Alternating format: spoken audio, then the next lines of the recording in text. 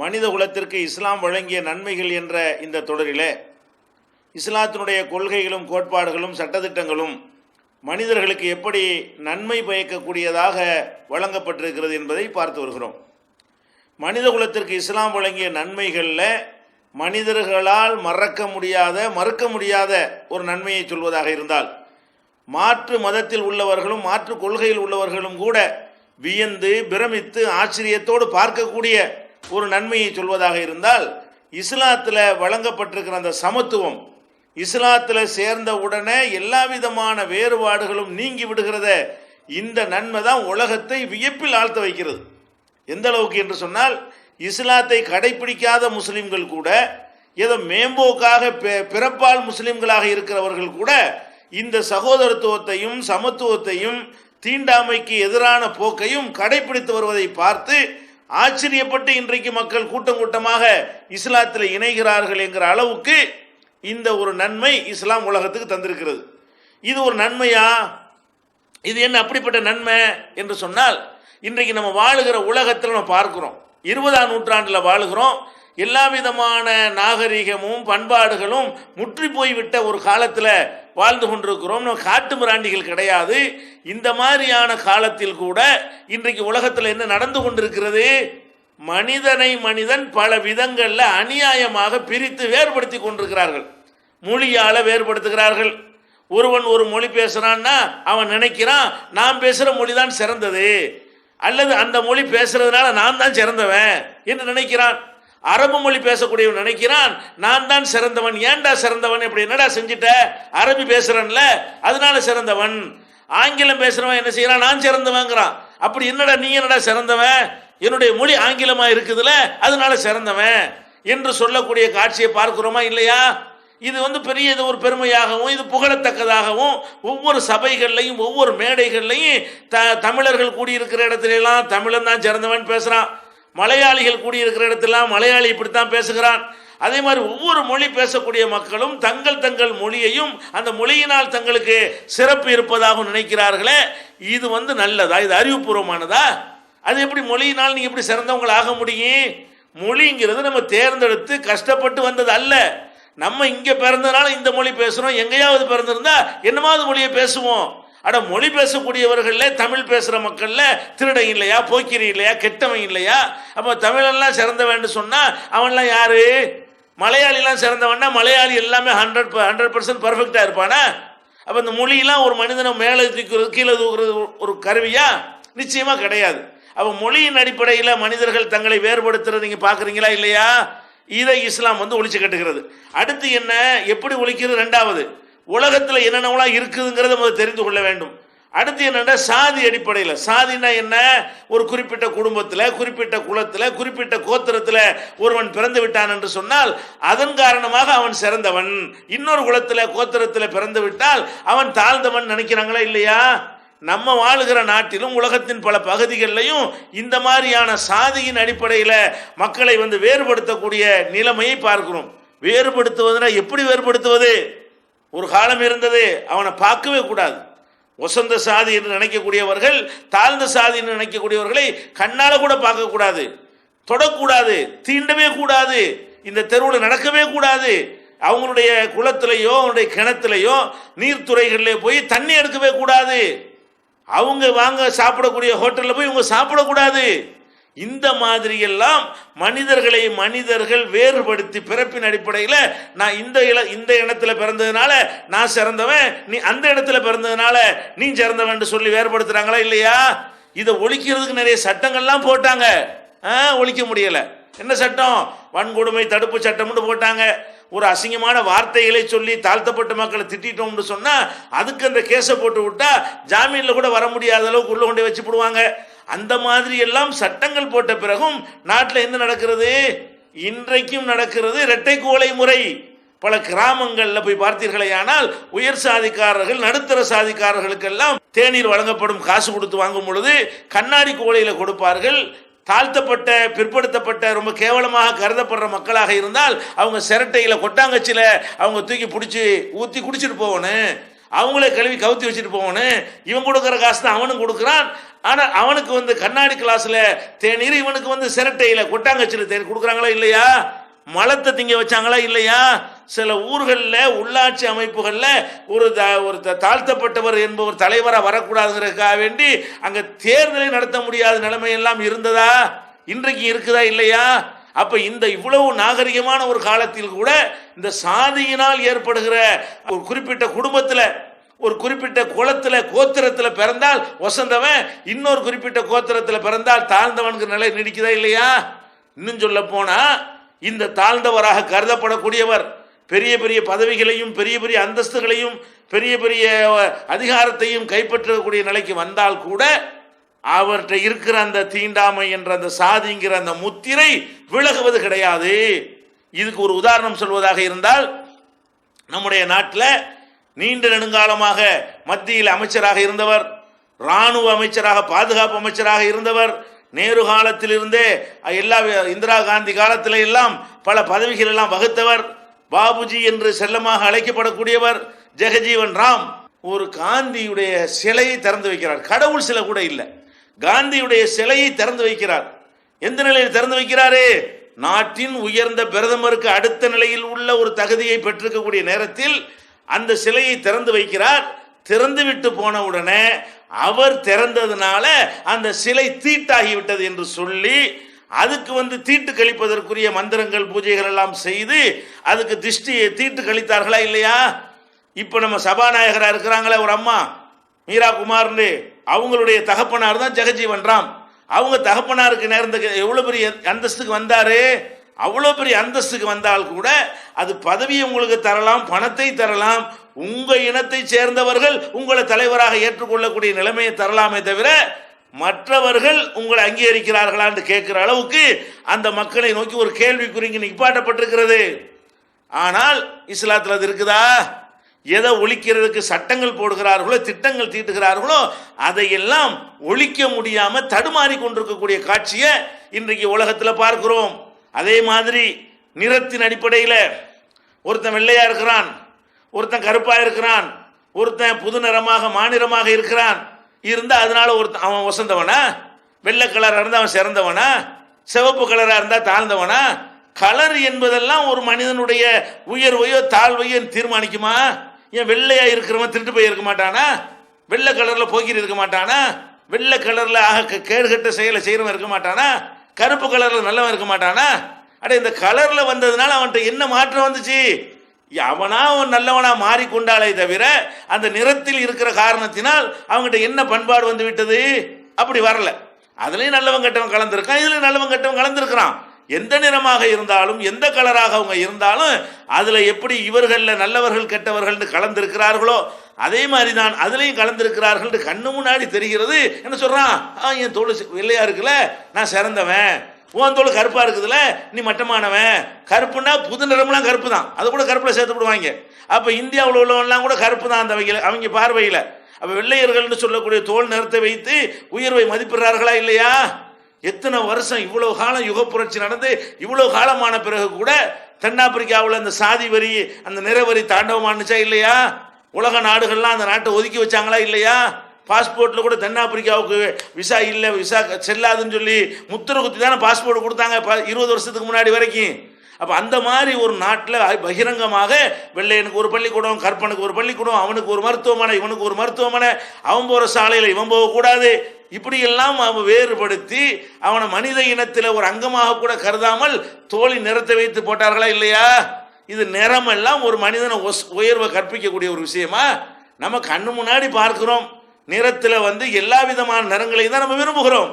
கருப்புலாம் வேணான்னு சொல்வது கிடையாது, கருப்பாக தான் முடி இருக்குன்னு சொல்கிறோம். அப்போ அதையும் வெள்ளையாக வச்சுட்டு போங்களேன், அது செய்ய மாட்டேங்கிறோம். கருப்பு திராட்சை சாப்பிட மாட்டீங்களா? அப்போ எத்தனை விஷயங்கள். அப்போ வெள்ளையாக இருக்கிற கொக்கு மட்டும் திம்பிங்களா? அப்போ எல்லாம் ஆடு கருப்பாக இருந்தால் சாப்பிட மாட்டீங்களா? அப்போ கருப்பு வெள்ளை எல்லாம் இதில் என்ன இருக்குது? தோலில் உள்ள கலர் சயின்டிஃபிக்காக அதுக்கு எந்தவாது உயர்வு இருக்குதா? விஞ்ஞான ரீதியாக உயர்வுன்னு சொன்னால் கருப்புக்கு தான் இருக்கிறது. கருப்பு தோல் உள்ளவர்களுக்கு அந்த எதிர்ப்பு சக்தி அதிகமாக இருக்கும். சூரியன்லேருந்து வரக்கூடிய அந்த சில கிருமிகளை அதை வந்து தடுக்கக்கூடிய ஒரு ஆற்றல் வந்து கருப்புக்கு தான் இருக்கிறது என்ற வகையில் அந்த மாதிரி சயின்டிஃபிக்காக எடுத்தால் அதுக்கு ஒரு சிறப்பு சொல்ல முடியுமே தவிர, அது தோலுக்கு அந்த சிறப்பு தான், அதனால மனுஷன் சிறந்தவன் கிடையாது, அந்த மாதிரி சொல்ல முடியுமே தவிர இன்னத்தை சிறந்ததை கண்டுபிடிச்சிட்டீங்க. ஆனால் என்ன பண்ணுறான், மொழியினால சிறந்தவங்கிறான், நிறத்தினால சிறந்தவங்கிறான், வாழுகிற நாட்டுனால. நாங்களாம் யார் தெரியுமா, நாங்களும் அமெரிக்கர்கள். அமெரிக்கன்னா என்ன, அமெரிக்காவில் பிறந்த நல்லவன் நாங்கள், நீ எல்லாம் இந்தியாவில் பிறந்த மட்டும், நீ பாகிஸ்தானில் பிறந்த நீ மட்டும் இப்படின்னு சொல்லி ஒவ்வொரு நாட்டில் பிறந்தவன்லாம் சிறந்தவனா, ஒரு மாநிலத்தில் பிறந்த சிறந்தவனா, ஒரு ஊரில் பிறந்த சிறந்தவனா? அட ஊரில் பிறந்து என்ன செஞ்சான் அதையில பார்க்கணும். அப்போ இந்த ஒட்டுமொத்த உலகத்தை நீங்கள் எடுத்து பார்த்தீங்கன்னு சொன்னால் எல்லார்ட்டையுமே இந்த நோய் குடிகொண்டிருக்கிறது. பெரிய பெரிய விஞ்ஞானி தீண்டாமை எதிர்த்து போராடியவன் வச்சுக்கிறீங்களேன், அவன் ஒரு வகை தீண்டாமையைத்தான் எதிர்த்தானே தவிர அனைத்து வகை தீண்டாமை எதிர்த்தானா? சாதி தீண்டாமை எதிர்க்கிறவன் மொழி தீண்டாமையை கடைப்பிடிக்கிறான். இன்றைக்கு பார்க்கிறோம், இந்த சாதிக்கு எதிராக தமிழகத்தில் வீரியமாக குரல் கொடுக்கக்கூடியவர்கள் மொழியின் அடிப்படையில் மற்ற மொழி பேசுறவனை மட்டும் நினைக்கிறார்களா இல்லையா? மொழி அடிப்படை மொழி வரியை தூண்டி விட்டு மொழிக்காக வேண்டி நாங்கள் சிறந்தவர்கள், நீலாம் கல் தோன்றி மண் தோன்றா காலத்தை முன் தோன்றிய மூத்த குடி என்றெல்லாம் சொல்லுங்க. சரி, இதனால மூத்த குடியா இருந்த சிறந்தவனா? ஒரு மொழி முந்தி இருக்கு, ஒரு மொழி பிந்தி இருக்கு, அதனால என்னப்பா அந்த மொழி முன்ன வந்துச்சு தகவலுக்கு சொல்லிட்டு போகலாமே தவிர அப்படி ஒரு மொழியை பேசினாலும் நம்ம சிறந்தாள் ஆயிடுவோமா? மொழியில என்ன பேசுறாங்கிற வச்சு வேண்டா சிறந்தாள் ஆக முடியும். நம்ம இந்த மொழியில பேசுறவங்க போய் தமிழ்ல செந்தமிழ்ல போய் உன்னை செருப்பால் அடிப்பேன் ஒத்துக்குருவானா? ஏன் செந்தமிழ்லான்னு பேசுன, செந்தமிழ்ல பேசினாலும் என்ன பேசுன அதுதான் பார்ப்பான். அப்ப நம்ம பாஷையினால சிறப்பு ஏதாவது இருக்குதா? அந்த பாஷையை கொண்டு என்ன சொல்றான், மக்களுக்கு என்ன போதிக்கிறான், வாடா நம்ம திருடிட்டு வருவோம்னு பக்கத்தில் உள்ளவன்ட்ட பேசுறான், ஆஹா செந்தமிழ்ல பேசிவிட்டார் அப்படி மாலை போடுவீங்களா? நீதிமன்றத்தில் போய் செந்தமிழ்ல குற்றத்தை ஒப்புக்கொண்டான்னு சொன்னா அவனை தண்டிக்காம விட்டுருவீங்களா? அப்ப இந்த மொழியை பேசுவதனால் எப்படி ஒரு மனுஷன் சிறந்தவன் ஆகுவான்? அவன் என்ன செய்கிறான், நாட்டுக்கு என்ன செய்யறான், மக்களுக்கு என்ன செய்யறான், அதில் பார்க்கணும். நம்ம கண்ணு முன்னாடி பார்க்கிறோம் ஒவ்வொருத்தனுக்குள்ளேயும் இந்த நோய் இருக்கிறது. நம்ம தேசத்தால் நம்ம எல்லாம் ஒன்று தேசபக்தியை பேசுறான், அதுலயே உண்மையா இருக்கிறானா? இருக்க மாட்டேங்கிறான். என்ன செய்யறான், தேசபக்தின்ற ஒரு பேடை வச்சிருப்பான், ஒரு வட்டம், அந்த வட்டத்துக்குள்ள நிற்கும் போது மாத்திரம் தான் என்ன செய்வான், தேசபக்தின்னு பேசிக்கிடுவான். அதுக்கப்புறம் என்ன செஞ்சிருவான், உள்ளுக்குள்ள ஒரு பிரிவுகள்லாம் காட்டிக்கிடுவான். நான் கேட்குறேன், தமிழ்நாடு இந்தியா தானே, கர்நாடகா இந்தியா தானே, கர்நாடகக்காரன் வந்து பெரும்பாலும் அவன் இந்து மதத்துக்காரன் தானே, தமிழ்நாட்டில் உள்ளவனு பெரும்பாலும் ஒரு மதத்துக்காரன் தானே. அப்போ அந்த மாதிரி இருக்கும் பொழுது இங்கே உள்ளவனுங்க தண்ணி கொடுக்க மாட்டேங்கிற. அப்போ இந்தியா எங்கே போச்சு? மதத்தால் ஒன்றுபட்ட என்ன ஆச்சு? ஒன்றும் கிடையாது. ஆனால் ஒரு மொழியே பேசுகிற ஒரு மாவட்டத்திலிருந்து இன்னொரு மாவட்டம் தண்ணி போக மாட்டேங்குது. ஒரு மாநிலம், ஒரு முதல்வர், ஒரு அரசாங்கம், ஒரு கவர்மெண்ட், அதுக்குள்ளே இருந்து கொண்டு நாங்கள்லாம் தமிழ்னு பெருமை வேற பேசிக்கொண்டு இப்போ தண்ணி பிரச்சனை வரும் பொழுது நான் வேற மாவட்டம், நீ வேற மாவட்டம், இப்போ எங்கே போச்சு மொழி, இப்போ எங்கே போச்சு தேசம்? அவ்வளோ பொய். இந்த விஷயங்கள் அனைத்துமே பொய்யா இருக்கிறதுனால பிறண்டுக்கிறாங்க. உண்மையா இருந்தால் ஒரே மாதிரி எப்பவுமே இருப்பான், உண்மை மாறாது, எப்போதும் பொய் மாறிக்கிட்டே இருக்கும். இவர்கள் பொய் சொல்லுகிற காரணத்தினால தான் ஒவ்வொரு நேரத்தில் ஒவ்வொரு விதமாக பார்க்கிறார்கள். அங்கேருந்து பாலாத்திலும் தண்ணி தர மாட்டேங்கிறான் அவன் ஒரு பக்கத்தில், இந்த பக்கத்தில் வந்து கேரளாவிலேருந்து அவன் தண்ணி தர மாட்டேங்கிறான், ஆந்திராவில் அவன் தண்ணி தர மாட்டேங்கிறான். ஒரு தமிழ்நாட்டில் இந்த மாதிரி பிரச்சனை சந்திக்கிறீங்களே, அது மாதிரி நீங்கள் அவனுக்கு சில விஷயங்கள் பிரச்சனை வரும்போது நீங்கள் கொடுக்க மாட்டேங்கிறீங்க. அப்போ இதெல்லாம் என்ன விளங்குது? இதெல்லாம் பொய். ஒவ்வொரு மனுஷனும் தனித்தனியாக அவனுடைய நடத்தைகளால் அளவிடப்படணுமே தவிர, அவனுடைய திறமைகளால் அளவிடப்படணுமே தவிர, அவனுடைய சாதனைகளை கொண்டு அளவிடப்படணுமே தவிர, அவன் எந்த வீட்டில் பிறந்தான், எந்த மொழியை பேசுறான், எந்த நாட்டில் இருக்கிறான், எந்த கலர்ல இருக்கிறான், இதை வச்சு எந்த உயர்வு தாழ்வு கற்பிப்பதும் அது ஒரு மூட நம்பிக்கை. அது பகுத்தறிவுக்கு எட்டாத ஒரு காரியம். பகுத்தறிவாளர் என்று சொல்லிக் கொள்ளக்கூடியவர்கள் கூட அந்த பகுத்தறிவை தமிழில் சொன்னால்தான் பகுத்தறிவுன்னு சொல்லி நினைத்து கொண்டிருக்கிறான். மொழி உணர்வை தூண்டிவிட்டு பேசுகிறான். அது அப்போ பகுத்தறிவு எங்கே போச்சு? இதெல்லாம் இருக்கா? நான் பகுத்தறிவு என்று சொல்லிக்கொண்டே ஒரு இனத்தை சொல்லி பெருமை அடிச்சு கொடுக்குறான். நாங்கள்லாம் யார் தெரியுமா? நாங்கள் வந்து இந்த திராவிட இனத்தில் உள்ளவங்க. அது பகுத்தறிவா?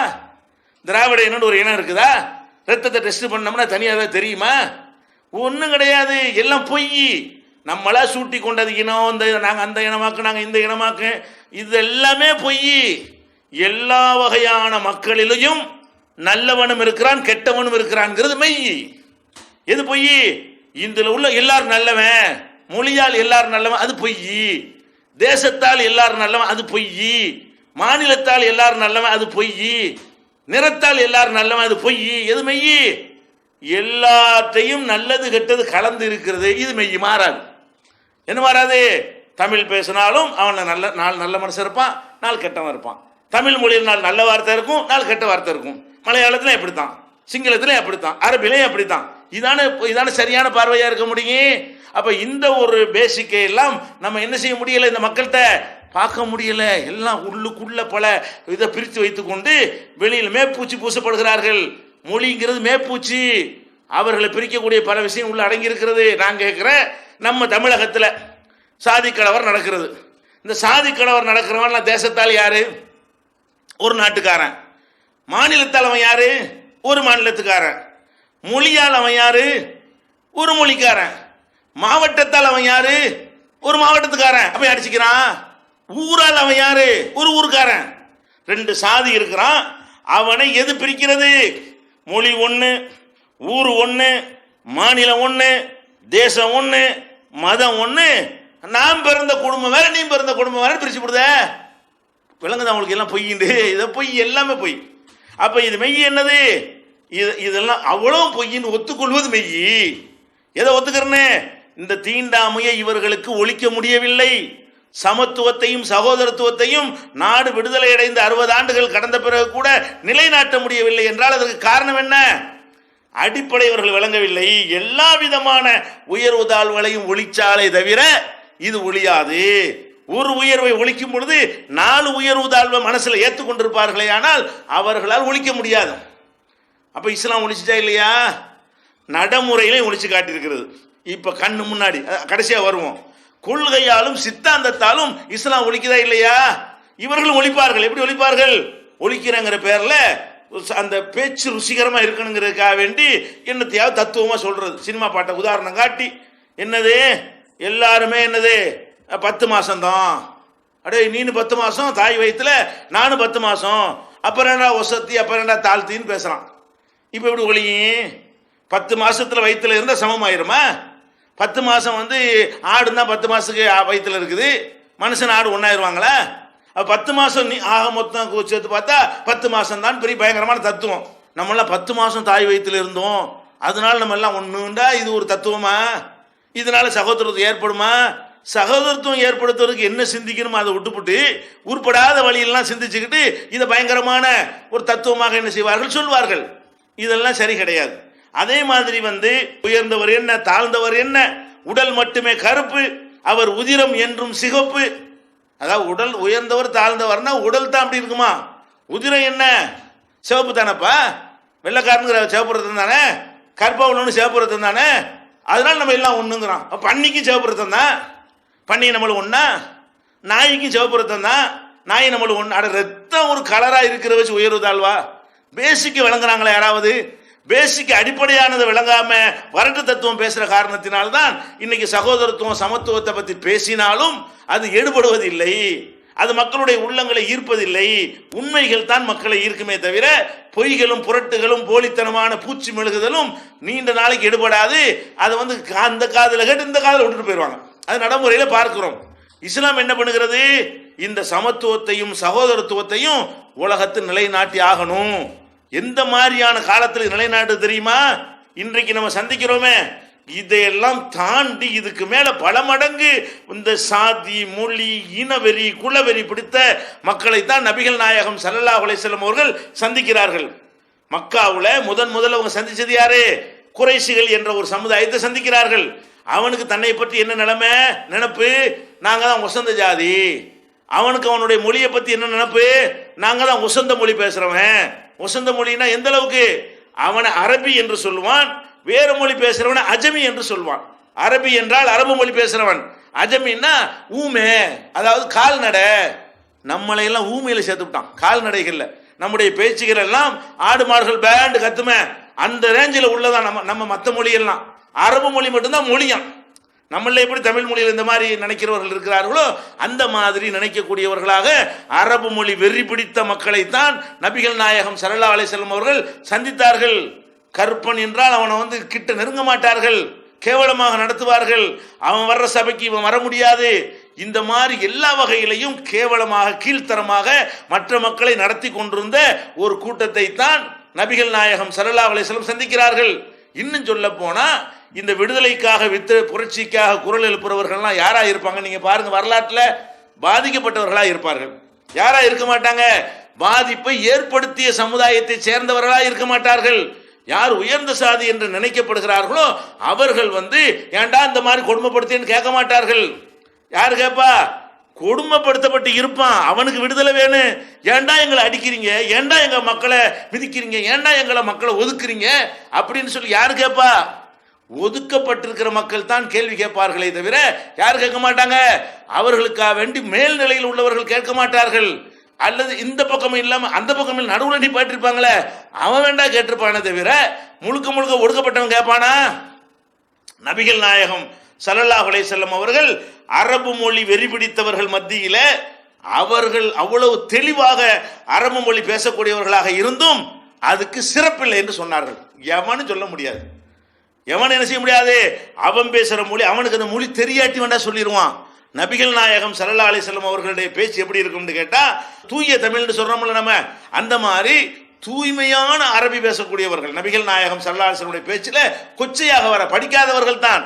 ஆனா பேச்சு நடை எப்படி இருக்கு? அவ்வளவு அற்புதமான நடையில பேசக்கூடியவர்களாக இருந்தார்கள்.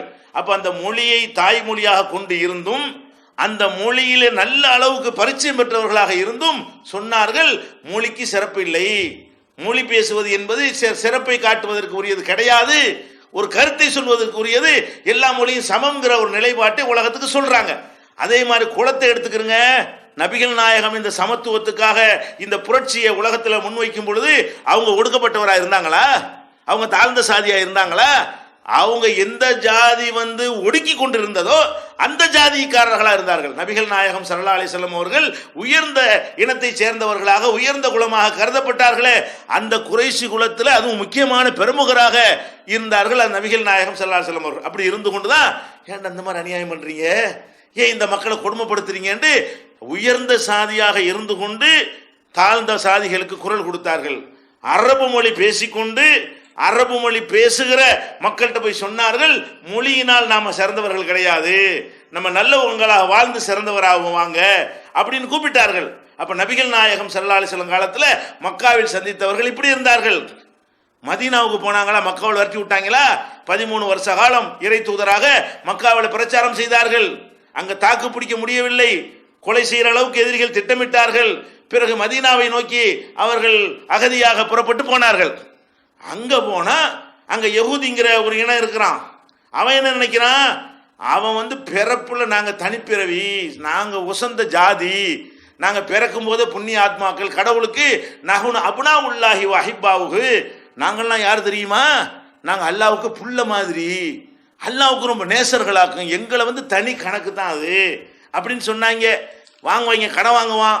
யார்கிட்ட கடன் வாங்குவான்? அவனை மாதிரி யகூதிட்ட கடன் வாங்கிட்டான்னு சொன்னா நாணயமா திருப்பி கொடுக்குறவன் கொடுப்பான், இழுத்தடிக்கிறவன் இழுத்தெடுப்பான்.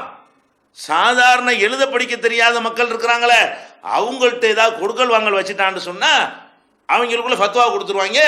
அது திருப்பி கொடுக்க வேண்டியதில்லை, அது அவன்கிட்ட வாங்கின கடன் தானே, அவன் தாழ்ந்தவன் தானே, அந்த அவன்கிட்ட நாணயம் வேண்டியதில்லைப்பா. லைஸ அலைனா ஃபில் உம்மியின சபீலுன், இந்த உம்மிகள் விஷயத்தில் நம்மளை யாரும் கேள்வி கேட்க இயலாது, அல்லாஹ் கேட்க மாட்டான்.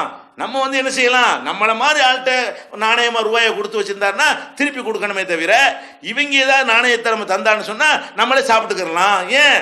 அவன் என்ன மனுஷனா? நம்மளாம் மனுஷன், அவன்லாம் மிருகம் மாதிரி உள்ள ஆளுக்க அப்படின்னு சொல்லி பிறப்பால் சாதியால் நான் தான் வசந்த வேண்டும் சொல்லி கொண்டிருந்தானே அந்த மக்களை சந்திக்கிறாங்க. ரெண்டு பக்கம் பார்த்தீங்கன்னு சொன்னா இவ்வளவு பெரிய கேவலமான கீழ்த்தரமான மகா கொடியவர்களான மனித குலத்துக்கு எதிரிகளான இந்த மாதிரி மக்கள் தான் அன்னைக்கு வாழ்ந்து கொண்டிருந்தார்கள். அவர்கள் மத்தியில் போய் தான் இஸ்லாத்தை இந்த நபிகள் நாயகம் ஸல்லல்லாஹு அலைஹி வஸல்லம் போட்டாங்க. எப்படி போடுறாங்க? பேஸ்க்கு அடிப்படை அஸ்திவாரத்தை மட்டும் ஒழுங்கா போட்டீங்கன்னு வைங்க, எழுப்புற கட்டணம் ஸ்ட்ராங்கா நிற்காது. இவன் அஸ்திவாரமே தோண்டாம என்ன செய்யறான்? மேலேயே கட்டுறான் கட்டடத்தை. ஒரு காத்துக்கு ஒரு மலைக்கு நிற்குமா? ஒரு மலை லேசா அப்படி அரிச்சிச்சுன்னா பொதுக்குன்னு விழுந்துருமே. ஆத்து ஓரத்தில் கட்டடம் கட்டினா நிற்குமா? பொன்ஹார பிஹிபி நார்ஜஹன்னம, அல்லது ஆத்து ஓரத்தில் கட்டடம் கட்டி நரகப்படுகொலை விழுந்தானே அப்படின்னு அல்லாஹ் உதாரணம் காட்டுகிறான். ஆத்து ஓரத்தில் போய் வீடு கட்டக்கூடாது, அஸ்திவாரம் போடாம வீடு கட்டக்கூடாது. அப்ப ஆழமாக தோண்டி அஸ்திவாரம் பதிச்சு வீடை கட்டினா தான் அது தாக்கு பிடிக்கும். மழை வெள்ளத்துக்கெல்லாம் தாக்கு பிடிக்கும், சுனாமியை கூட ஒரு அளவுக்கு தாக்கு பிடிக்கும். அப்ப அந்த மாதிரி எல்லாம் செய்யற மாதிரி நபிகள் நாயகம் ஸல்லல்லாஹு அலைஹி வஸல்லம் அவர்கள் இந்த சமத்துவத்தையும் சகோதரத்துவத்தையும், இந்த மாதிரி எந்த விதமான வேற்றுமை மனுஷனுக்கு மத்தியில் இருக்கக்கூடாது, நடத்தையினாலும் ஒழுக்கத்தினாலும் பண்பாடினால் மட்டும்தான் ஒரு மனுஷனை வசந்தவன் என்று சொல்லணும் என்கிறதை விதைப்பதற்காக ஆழமான அடித்தளத்தை போடுறாங்க. எப்படி போடுறாங்க தெரியுமா? இன்னா ஹலக்னாக்கும் மின் தக்கரின் வ உன்ஸா யா அய்யுஹன்னாஸ், மனிதர்களே. கூப்பிடுறத மனிதர்களை கூப்பிடுது. யாரை கூப்பிடல? அரபிகளே, அது மாதிரி யகூதிகளே, உயர்ந்த சாதிக்காரர்களே, எல்லாத்தையும் சேர்த்து ஒட்டுமொத்த மனித குலத்தை அழைக்கிறது. யா அய்யுஹன்னாஸ், மனிதர்களே. இன்னா ஹலக்னாக்கும் மின் தக்கரின் வ உன்ஸா, உங்கள் அத்தனை பேரையும் ஒரு ஆண் ஒரு பெண்ணிலிருந்து நாம் படைத்திருக்கிறோம். அப்ப எப்படி பேசிக்கு போடுதுன்னா, அடே பிறப்பால வசந்தவங்கிறீங்கள, சரி வசந்தவங்கிற, பிறப்பால வசந்தவன் சொன்னா நீ எங்க இருந்து பிறந்த, அவன் எங்க இருந்து பிறந்தான், இன்னைக்கு என்ன உனக்கு அப்ப வேறையா இருக்கலாம், அவன் அப்ப வேறையா இருக்கலாம், இப்படி இப்போ முக்கோணம் மாதிரி போயிட்டே இரு, கடைசியில் அங்கே போய் சேரமா சேராதா? ஒரு 2 பேர் தானடா இப்படி பிரிஞ்சு பிரிஞ்சு பிரிஞ்சு பிரிஞ்சு பிரிஞ்சு பிரிஞ்சு பிரிஞ்சு பிரிஞ்சு பல மாதிரி ஆயிட்டீங்க. இந்த 700 கோடி பேரையும் அப்படி ஒவ்வொரு 1000 வருஷம் முன்னாடி போயிட்டே இருந்தா குறைஞ்சிட்டே இருக்குமா இல்லையா? இப்படியே குறைஞ்சிட்டு போய் என்ன செஞ்சுன்னு 2 பேர்ல முடிஞ்சிடும். இந்த 2 பேர்ல தான் அப்படி விரிஞ்சு என்ன செய்யறது, அவங்க புள்ள அவங்க புள்ள அவங்க புள்ள அவங்க புள்ள அவங்க புள்ளன்னு வந்து விடுகிறது. ஒரு தாய் தந்தாங்க, ஒரு பெற்றோருங்க, 2 பசங்க இருக்கிறாங்க. ஒருத்தன் நல்ல கருப்பா இருக்கிறான், ஒருத்தன் நல்ல வெள்ளையா இருக்கிறான். இதுல ஒருத்தன் வசந்தவன் தாழ்ந்தவனா? அட ஒரு தாய் தந்தைக்கு பிறந்த அவன் எப்படி வசந்தவன் ஆவான்? அவன் தாழ்ந்த சாதிக்கான்னு சொல்லுவீங்களா? அதே அப்பனுக்கு அதே ஆத்தாவுக்கு பிறந்திருக்கும் போது இவன் என்ன தாழ்த்தி அவன் என்ன வசதி அப்படி கேட்போமா இல்லையா? இப்படி விதைக்குது இஸ்லாம். இப்படி எப்படி விதைக்குது? அட நீ என்ன மொழி வேணாலும் போய் தொலைஞ்சிட்டு போடா, நீ எந்த நாட்டில் வேணாலும் இருந்துட்டு போடா, நீ எந்த சாதியில குளத்துல வேணா இருந்துட்டு போ, நீ எல்லாம் யாரு? இன்னைக்கு உன் அப்பா யாரையும் சொன்னீங்கன்னா உன்னுடைய கொழுத்தாத்தா கொழுத்தாத்தா கொழுத்தாத்தான்னு போய் முதல் அப்பன் இருப்பாரு, அவர் யாரு? உனக்கு எவன் அப்பனா அவன் தான் எனக்கு அப்பன். அப்புறம் என்ன நம்ம பிறப்பால் வேற்றுமை? அப்போ ஒரு குடும்பத்தால் நம்ம எல்லாரும் மொழியால் அங்கே இருக்கிறது தகுந்த மாதிரி மொழியை உண்டாக்கிட்டோம். இருக்கிற தட்பவட்டுக்கு தகுந்த மாதிரி நிறம் மாறிக்கிருச்சு. நம்ம வெயில் பிரதேசத்தில் வாழ்ந்தோம்னு சொன்னால் கற்பாய்க்கிடுவோம். மலை பிரதேசம் வெயில் படாத இடத்துல இருந்தோம்னு சொன்னால் அது வெள்ளை வெள்ளைன்னு இருப்பானுவோம். அது மாதிரி இருக்கக்கூடிய கிளைமேட்டு, சாப்பிடக்கூடிய உணவு, பல விஷயங்கள்னால என்ன செய்யுது, கடினமான வேலை இல்லாமல் இருக்கிறது. இது பல மாதிரி காரணங்கள் இருக்கிறது. இதுதான் தீர்மானிச்சுக்கிட்டு அப்படி இப்படி ஒரு கலராக மாறிக்கிட்டாங்களே தவிர இதில் என்ன வசதிக்கு என்னப்பா இருக்கு? நம்ம எல்லாரும் ஒரு தாய் தந்தை தான் பிறந்தோம். ஒஜால்னாக்கும் ஷுஅபன் வ கபாயில, அதே வசனத்தில் தொடர்ந்து சொல்லப்படுகிறது, உங்களை குலங்களாக கோத்திரங்களாக ஆக்கித்தான் இருக்கிறோம், இல்லைன்னு சொல்லல. எதுக்கு ஆக்கியிருக்கிறோம்?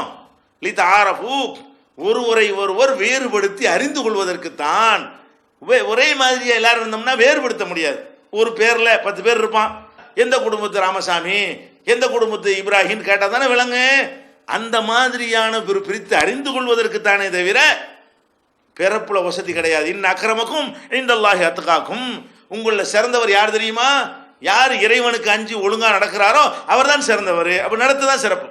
நல்ல நல்ல நடத்தைகள் உங்கள்கிட்ட இருக்குமே ஆனால் நீங்கள் சிறந்து விடுவீர்கள் என்று நபிகள் நாயகம் ஸல்லல்லாஹு அலைஹி வஸல்லத்துக்கு அருளப்பட்ட திருமறை குர்ஆன் தெல்ல தெளிவாக ஆணி வேரை அசைக்கிறது. என்ன அசைக்குது? நம்மெல்லாம் ஏதோ வேற ஜாதி மாதிரியும், இவன்லாம் வேற ஏதோ இனத்துக்கு பிறந்தவன் மாதிரியும், நம்ம எல்லாம் மனுஷங்கிற மாதிரியும், இவங்க எல்லாம் வேற ஏதோ ஒரு மிருகத்திலேருந்து பிறந்தவங்க மாதிரி நினைச்சானே, அந்த மக்கள்கிட்ட போய் சொல்றாங்க, உன் அப்பனு இவன் அப்பனு ஒண்ணு. எப்படிப்பட்ட புரட்சி! இதை ஏத்துக்கிறாம நீ பாட்டுக்கு வயிற்றுல வந்தான், தலையில வந்தான், காலில் வந்தான்னு சொல்லிக்கிட்டு நம்மெல்லாம் சகோதரனா எப்படி? நம்மெல்லாம் மொழியில் நான் என் மொழி வசதி ஓ மொழி வசத்தின்னு சொல்லிக்கிட்டு நம்மெல்லாம் ஒன்றுபடுறோம். எப்படி ஒன்றுபடுறது? எல்லாத்தையும் உடைச்சு பேசு, உடைச்சு நொறுக்கு எதா இருந்தாலும். அப்படி நபிகள் நாயகம் ஸல்லல்லாஹு அலைஹி வஸல்லம் உடைச்சாங்களா இல்லையா? கடைசி இறுதி பேருரையில சொன்னார்கள், லா ஃபதலி அரபியின் அல அஜமியின், அரபு மொழி பேசுறவனுக்கு வேற மொழி பேசுறவனை விட ஒரு சிறப்பும் கிடையாது. மக்களை எல்லாம் கூட்டி ஒரு பெரிய கூட்டத்தை உண்டாக்கி மாபெரும் தலைவராக மக்கள் சக்தியை திரட்டியவராக இறுதி பேருடைய அந்த பல்லாயிரக்கணக்கான மக்களை சந்திக்கும் போது என்ன சொன்னார்கள்? அரபு மொழி நான் பேசலாம், அதனால நான் சிறந்தவன் கிடையாது. நீ வேற மொழி பேசலாம், அதனால நீ தாழ்ந்தவன் கிடையாது. தக்வாவை கொண்டு, இறையச்சத்தை கொண்டுதான் ஒருத்தன் சிறந்து விளங்க முடியும் சொன்னார்களா இல்லையா? அப்ப எல்லாருமே என்னது? ஆதமுடைய மக்கள். அது தொடர்ச்சியா சொல்றாங்க. நம்மெல்லாம் யாரு? ஆதம் என்ற ஒரு மனிதருடைய மக்கள். ஆதம் மண்ணால் படைக்கப்பட்டவர். அப்புறம் என்ன வசதி தாழ்த்தி? எல்லாம் மண்ணிலிருந்து படைக்கப்பட்டவர்கள் தான் என்று சொன்னார்களா இல்லையா? நபிகள் நாயகம் ஸல்லல்லாஹு அலைஹி வஸல்லம் அந்த துவக்க காலத்தில் அவங்களுடைய நாணயம், அவங்க நேர்மை, அவங்களுடைய பண்பாடு எல்லாத்தையும் பார்த்து விட்டு கடந்த காலத்தில் அந்த மக்களோட தானே வாழ்றாங்க. பார்த்துட்டு அந்த மக்காவில் இருந்த எதிரிகள் கூட நினைச்சாங்க, முகமது பொய் சொல்ல மாட்டாரு, அவர் சொல்ற சரிதான் உண்மை. ஏன்னா அவர் இதுவரையும் போய் சொன்னது இல்லையில. இதுக்கு வந்து ஏதாவது ஏமாத்திருக்கணும், ஒரு உள்நோக்கம் இருக்க வேண்டும். ஒரு தாழ்ந்த சாதியாக இருந்தால் உயர்ந்த சாதிக்கு மாறுவதற்கு தலைவராகிறதுக்காக இந்த மாதிரி பேசுகிறான்னு சொல்லலாம். சோத்துக்கு வழி இல்லாதவராக இருந்தால் பணம் சம்பாதிக்கிறதுக்காக வேண்டி இப்படி ஒரு சித்தாந்தத்தை சொல்கிறாரு, கூட்டம் சேர்க்கிறாருன்னு சொல்லலாம். வசதியில் எந்த குறையும் இல்லை. நபியாக ஆகும் பொழுது அலம் எஜிதுக்க யதீமன் ஃபஆவா வவஜதக ஆயிலன் ஃபஅக்னா, நீ ஏழையா இருந்து உன்னை நான் பணக்காரனாக்கலையா என்று அல்லாஹ் நபிகள் நாயகம் ஸல்லல்லாஹு அலைஹி வஸல்லம் அவர்களை பார்த்து கேட்கிறானே. அந்த அளவுக்கு செல்வந்தர்களாக நபிகள் நாயகம் ஸல்லல்லாஹு அலைஹி வஸல்லம் அவர்கள் துவக்க காலத்தில் இறை தூதர் என்று அறிவித்தார்களே, அந்த நேரத்தில் இருந்தார்கள். பணம் சம்பாதிக்க வேண்டிய தேவையில்லை, ஊரில் பெரிய பணக்காரராக இருந்தார்கள். சாதி உயர்வுக்காக வேண்டி அவங்க ஒடுக்கப்பட்டிருக்கவில்லை, ஒடுக்கிற சாதியில் இருந்தார்கள், அதுக்காகவும் சொல்லவில்லை. அதெல்லாம் பார்த்துருந்த மக்களுக்கு தெரிந்தது இவர் வந்து பொய்யெல்லாம் சொல்லலை. ஆனால் இவரை ஏற்றுக்கொண்டோம்னு சொன்னால் நம்மளையும் சாதாரண மக்களையும் ஒரு தட்டில் உட்கார வச்சிருவாரு, பக்கத்தில் சேர போட்டு உட்கார வச்சு விடுவாருங்கிறதான் பயந்தாங்க. அப்போ அவங்களுடைய தயக்கம்லாம் என்ன? முகமதே உன் மார்க்கத்தை நான் ஏற்றுக்கிறோம்ப்பா, ஒரு அல்லா தானே இருந்துட்டு போனாப்பா, ஒரு அல்லா ஏற்றுக்கிறோம்ப்பா, உங்கள் கொள்கையை நாங்கள் ஏற்றுக்கிறோம், என்ன செய்ய, எங்களுக்கு ஒரு நாள் அவங்களுக்கு ஒரு நாள், எங்களுக்கு ஒரு தனி சபை அவங்களுக்கு ஒரு தனி சபை, என்ன மேட்டுக்காக வேண்டி நாங்கள் இவ்வளோ காலம் போராடிக்கிட்டு எங்களுடைய உயர்வை தக்க வச்சுக்கிட்டு இருக்கிறோமோ அதை ஒரு வார்த்தையில் உடைச்சு போட வந்துடுவியா அப்படின்னு சொல்லி தான் என்ன செஞ்சார்கள், பேரம் பேசினார்கள். நபிகள் நாயகம் ஸல்லல்லாஹு அலைஹி வஸல்லம் அவர்கள்ட்ட இந்த மாதிரி ஒரு உயர் குலத்தவர்கள் பேசி கொண்டிருக்கிறார்கள். அப்போ கண்ணும் தெரியாத ஒருத்தர், கண்ணும் தெரியாதது மட்டும் இல்லை, கண்ணும் தெரியாததோட அவர் வந்து அந்த மக்களால் தாழ்ந்தவராக கருதப்பட்டவர், உயர் குலத்தை சேர்ந்தவர் இல்லை. அந்த மாதிரி அப்துல்லாஹ் இப்னு உம்மு மக்தும் என்பவர் வருகிறாரு. நபிகள் நாயகம் ஸல்லல்லாஹு அலைஹி வஸல்லம் அவர்கள் உயர் சாதி மக்களோடு பேசி கொண்டிருப்பது காதிலே விழுகிறது. அவங்க குரலை கேட்டவுடனே அஸ்ஸலாமு அலைக்கும் யா ரசூலல்லாஹ், அல்லாஹ்வுடைய தூதரே உங்களுக்கு சலாம் என்று சொல்லி விடுகிறார்கள். நபிகள் நாயகம் ஸல்லல்லாஹு அலைஹி வஸல்லம் அவர்களுக்கு அவர் சலாம் சொன்னா பதில் சொல்லணும்னு தோணாம வேறு மாதிரி தோணுது. என்ன தோணுது, இந்த முக்கியமான ஆளுக்கு இதைத்தான் பிரச்சனையை பேசிட்டு இருக்கிறாங்க, நாங்க இருக்கிற சபைக்கு இந்த மாதிரி ஆளுக்கு வரக்கூடாதுன்னு பேசிட்டு இருக்கிறாங்க, இந்த நேரத்தில் போட்டுக்கிட்டு இவர் வந்து குழப்பி அடிச்சிட்டாருன்னு சொல்லிட்டு கோவப்பட்டு அவருக்கு சலாத்து கூட பதில் சொல்லவில்லை. ஆனா அல்லாஹ் கடுமையான கோவம் வருது. என்ன நினைச்சிட்டு இருக்கிற, அபசவத வல்லா அஞ்சாகுல்லாமா, ஒரு குருடர் வந்ததற்காக வேண்டி முகத்தை கடுகடுப்பாக்கி விட்டாயா, உமா யுதுரிக்கல அல்லஹு யஸ்ஸக்கா, அவர் தூய்மையானவர் என்பது உனக்கு எப்படி தெரியும் அப்படின்னு அல்லாஹ் வரிசை என்ன செய்யறான், கேட்கிறான். அம்மாமன் ஜாக யஸா, ஒருத்தர் ஓடோடி வருகிறார், வஹுவ யக்ஷா, அல்லாஹ்வை பயந்தவராக வேறு இருக்கிறார், ஃபஅன்த அன்ஹு தலஹா, அவரை நீ அலட்சியப்படுத்துகிறாய். அம்மாமன் இஸ்தக்னா ஃபஅன்த லஹு தஸத்தா, யார் உன்னை அலட்சியப்படுத்துகிறானோ, இந்த சமத்துவம் சகோதரத்துவம் வேணாங்கிறானோ அவனுக்கு வழியை போய் சொல்லுகிறாய் என்று நபிகள் நாயகம் ஸல்லல்லாஹு அலைஹி வஸல்லம் அவர்களை கடுமையாக கண்டிக்கிற அளவுக்கு இந்த மார்க்கு பிடிவாதமாக இருக்கிறது. இந்த வளையக்கூடாது, மனுஷனுக்கு மனுஷன் வேறுபாடு காட்டக்கூடாதுங்கிறது நபிகள் நாயகம் ஸல்லல்லாஹு அலைஹி வஸல்லம் ஏதோ ஒரு நல்ல நோக்கத்தில் இவங்கெல்லாம் வர வச்சிருவோம், பின்னாடி திருத்திக்கிடுவோம் என்பதற்காக அப்படி செஞ்சால் கூட அதெல்லாம் நடக்காது. யாரோட தான் இருக்குன்னு ஒஸ்பீர் மா நஃப்ஸக மஅல்லதீன யதுஊன ரப்பஹும் பில் கதாத்தி வல் அஷி, காலையிலும் மாலையிலும் தமது இறைவனை பிரார்த்தித்து கொண்டிருக்கிறார்களே, அந்த சாதாரண சாமானிய மக்களோடு நீ இருக்க வேண்டும். வலா தஅது ஐனாக அன்ஹும் துரீது ஸீனத்தல் ஹயாத்தி துன்யா, இந்த உலகத்தினுடைய கவர்ச்சியை நாடி அவர்களை விட்டு உன்னுடைய பார்வையை திருப்பி விடாதே அப்படின்னு சொல்லி, வலா துதீமன் அக்ஃபல்னா கல்பஹு அன் ஸிக்ரினா, நமது நினைவை விட்டு யாருடைய உள்ளத்தை நாம் திருப்பி விட்டோமோ அவனுக்கு நீ கட்டுப்பட்டு விடாதே என்று அல்லாஹ் கண்டிக்கிற அளவுக்கு இந்த நிகழ்ச்சி ஒரு பாடமாக இருந்தது. அந்த வசனமும் குர்ஆன்ல இடம்பெற்றிருக்கிறது. அதில் என்ன சொல்லப்படுகிறது, அல்லாஹ் வேணும்னு இது நிகழ்த்துகிறான். எதுக்கு நிகழ்த்துறான், நபிகள் நாயகம் ஸல்லல்லாஹு அலைஹி வஸல்லம் அவங்க இது மாதிரி செய்வாங்களா, செய்ய மாட்டாங்க. அவங்க சகோதரத்துக்கு எதிரான ஒரு ஆளா, அவங்க புரட்சி செய்ய வந்த ஒருத்தர். ஆனால் அல்லாஹ் என்ன செய்யறான், நபிகள் நாயகம் ஸல்லல்லாஹு அலைஹி வஸல்லம் அவர்களே அந்த குருடர் விஷயத்தில் கடுப்படிக்க வைத்து அவர்களை அல்லாஹ் கண்டித்து நமக்கு மெசேஜ் வைக்கிறான். அடே ரசூலுல்லாஹ் கூட இப்படி நடந்தா கண்டிக்கிறானே, நம்ம நடந்தா என்ன ஆகும். இதனால தானே இங்க சகோதரத்துவம் இருக்குது. எதனால இருக்குது, முகமது ஸல்லல்லாஹு அலைஹி வஸல்லம் நபிகள் நாயகம் இந்த சகோதரத்துவத்துக்கு எதிராக வந்தால் அதையும் இந்த மார்க்கம் தடுக்கும், கண்டிக்கும், இறைவன் கண்டிப்பான், குர்ஆன் கண்டிக்கும் அப்படின்னு ஒவ்வொரு முஸ்லீமுடைய உள்ளத்திலும் ஆழமாக பதிந்த காரணத்தினால்தான் நேற்று இஸ்லாத்துக்கு வந்தான்னு சொன்னா அப்படி கட்டி அணைக்க தயாராக இருக்கிறான், கை கொடுக்க தயாராக இருக்கிறான், சம்பந்தம் பண்ண தயாராக இருக்கிற காட்சி பார்க்குறீங்களா இல்லையா. அதுக்கெல்லாம் காரணம் என்ன, அப்படி அடித்தளம், அப்படி இப்படி ஒரு அடித்தளத்தில் உருவாக்குனி. என்ன அடித்தளம், ஒரு அப்பனுக்கு ஆத்தாவுக்கு பிறந்தாண்டு உண்டாக்கு, அரபிக்கும் அஜபிக்கு மத்தியில் வேறுபாடு இல்லைன்னு உண்டாக்கு. அதே மாதிரி நான் தப்பு செஞ்சாலும் இந்த சாதி பிறப்பு குலம் அடிப்படையில் வேறுபாடு கற்பித்தால் என்னையும் இறைவன் கண்டிப்பான்னு போடு அஸ்திவாரத்தை. அப்படி எழுப்புனா எப்படி இருக்கு அந்த கட்டடம், அசையுமா? அந்த மாதிரி எழுப்புறாங்க. அதனால தான் நபிகள் நாயகம் ஸல்லல்லாஹு அலைஹி வஸல்லம் அவர்கள் அவங்க வரலாறுல பார்க்குறோம், இந்த இந்த எப்படியெல்லாம் ஒழிச்சு கட்டினாங்க என்பது பிரமிச்சு போயிடும். எப்படி ஒழிக்கிறாங்க? பொதுவாக நீங்கள் பார்க்கலாம், எல்லா இந்த உயர்வு தாழ்வு கற்பிக்கக்கூடியவர்கள் எல்லாம் கூடுதலாக எங்கே இதை காட்டுவார்கள்னு கேட்டால், எங்கே காட்டக்கூடாது அங்கே காட்டுவார்கள். உயர்வு தாழ்வு எங்கே காட்டணும்? காட்டக்கூடாது. அப்படி காட்டினா உன் வீட்டில் காட்டிக்க, உன் வீடு அது, என் வீட்டில் இவன் தான் வரலாம், இவன் தான் வரக்கூடாதுன்னு சொன்னால் அதை நாங்கள் வந்து கேட்க இயலுமா? என் வீட்டுக்கு யார் வரணும் நான் தான் தீர்மானிப்பேன், என் வீட்டுக்கு வர யார் நீ தீர்மானிக்க இயலாது அப்படின்னு சொல்லிவிட்டு போயிடலாம். அப்போ உன் வீடு உன் வாசல் அப்படின்னு பிரச்சனை இல்லை. ஆனால் என்ன பண்ணுறாங்க தெரியுமா? எங்கே காட்டக்கூடாது? கடவுளை வழிபடுற இடம் இருக்குதுல்ல, அங்கே காட்டக்கூடாது. ஏன்? அது நம்ம இடம் கிடையாது. கடவுளை வழிபடுற இடம் என்னது? அனைவருக்கும் பொதுவானது, எல்லாருக்கும் அவர் தான் கடவுள். நீ யாரை கடவுள் நினைக்கிறியோ அப்படியே வச்சுக்கிடுவோம், கடவுளை வச்சுக்கிடுவோம். அந்த கடவுளுடைய இடம் தானே அது. அந்த கடவுளுடைய இடம் என்று சொல்லும் பொழுது அதில் வந்துக்கிட்டு ஏன் விருப்பப்படி தான் நடக்கணும்னு நினைக்கலாமா? கடவுள் எதை விரும்புகிற அதைத்தானே செய்யணும். ஆனால் என்ன செய்கிறாங்கன்னு கேட்டால், அவன் வீட்டிலையாவது யாரையாவது உள்ளே விட்டுறான். அவன் வீட்டில் வந்து கரண்டு எலக்ட்ரிக் வேலை பார்க்குறதுக்கு தாழ்த்தப்பட்டவன் வந்து பார்க்க முடியும். அவன் வீட்டில் உள்ள அடுப்பாங்கிற வரைக்கும் வந்து கேஸ் அடுப்பு வேலை செய்யலைன்னா அது சரி பண்ணி கொடுக்க முடியும். அதுக்கெல்லாம் உள்ளே விட்டுருவான். எதுக்கு விடக்கூடாது? அதுதான் விடக்கூடாது. என் வீட்டுக்கு அப்புறம் நீ வரேன்னு கேட்கலாம். அதுக்கெல்லாம் அலோவ் பண்ணுறவன் இவனுக்கு சொந்தமில்லாத இறைவனுக்கு கடவுளுக்கு சொந்தமாக உள்ள வழிபாட்டு தலங்களில் போய்கிட்டு நில்லு, உனக்கு இங்கே அலோவ் பண்ண முடியாது, அதோட நின்றுக்க, நீ இது வரைக்கும் வா, நீ இது வரைக்கும், இதுக்கு மேலே எவனும் வராத. பார்க்குறீங்களா இல்லையா? வழிபாட்டு தலங்களில் போனால் முக்கியமான ஒரு தலைவர் வர்றாருன்னு வைங்க, கியூவில் நிற்பான் கடவுளை வழிபடுறதுக்காக வேண்டி. அவர் கியூலாம் இவர் கிடையாது, அவார்டு வர முதல் மரியாதை அவருக்கு மட்டும் என்னது? முதல் மரியாதை அவருக்கு மட்டும் பரிவட்டம். முக்கியமான தலைவர்களாக இருந்தால் கடவுளை அணுகுவதற்கு என்ன கிடைக்கிறது? பரிவட்டம் கட்டுறாங்களா இல்லையா? இந்த மாதிரி எல்லாம் வழிபாட்டு தலத்தில் இருக்கும் பொழுது நபிகள் நாயகம் ஸல்லல்லாஹு அலைஹி வஸல்லம் காலத்தில் காபா தான் வழிபாட்டு தலம், உலகத்தில் சிறந்த வழிபாட்டு தலமாக அரபுகளாலும் கருதப்பட்டது, இஸ்லாமியர்களாலும் கருதப்பட்டது. அந்த காபாவில் என்ன செய்வார்கள்னு கேட்டால், எல்லாரும் வரக்கூடாதுங்கிறதுக்காக வேண்டி காபாவுடைய வாசல் படியே உயரமாக கட்டி போடுவாங்க. அப்போ தான் உள்ள அலோவ் பண்ணுறதுக்கு பர்மிஷன் கேட்டு வர முடியும். அந்த மாதிரி செஞ்சு வச்சுருந்தாங்க.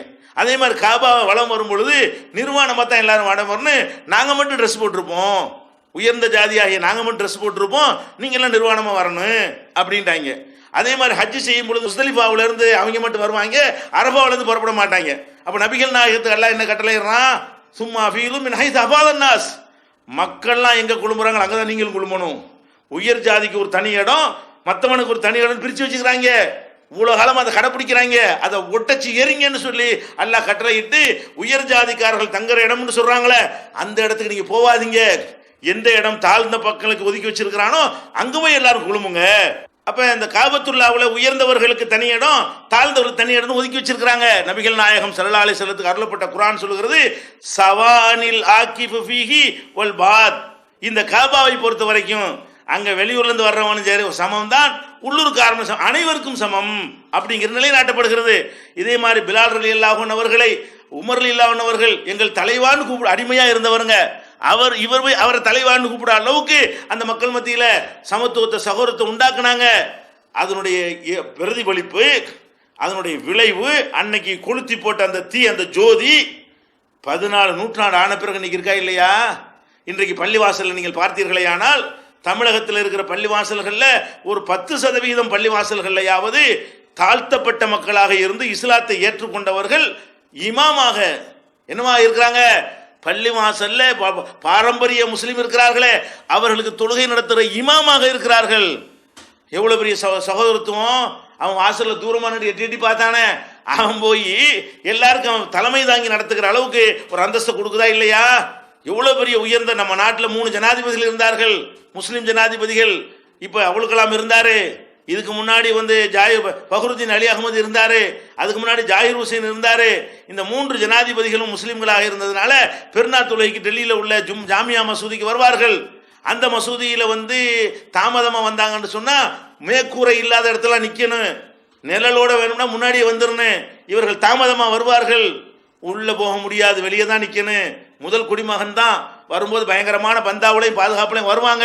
அதெல்லாம் அங்கே நிப்பாட்டிக்க, இது அல்லாஹ்வுடைய ஆலயம். முதல் ஒரு சில உனக்கு ஆசைப்பட்டால் ஆளா நீ வந்திருக்கணும். நீங்கள் கடைசியில் வருவீங்க, நாங்கள் எங்கள் இடத்த கொடுப்போமா? அந்த 3 பேரும் தொழுகை வரும் பொழுது நவரு எனக்கு இடம் கொடுன்னு கேட்டது கிடையாது.